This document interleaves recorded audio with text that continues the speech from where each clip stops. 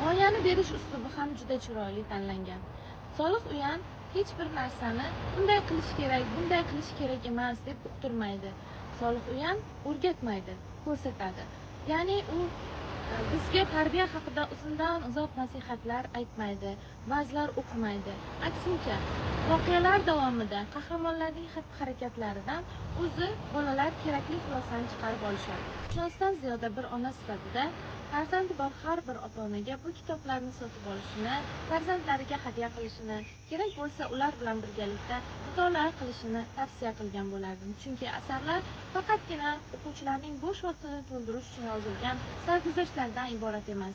Bu asarni o'qirkan bolalarimiz ota-onani hurmat qilishni, ustozlarni e'zozlashni, do'stlarni qadrlashni, ona tabiatni sevish va ardoqlashni, hayvonlar bilan do'stlashishni, jamoa bo'lib ishlash mas'uliyatini, boshqalarning o'rniga o'zini qo'yib ko'rish, birovlarning dardini his qilishni o'rganadi.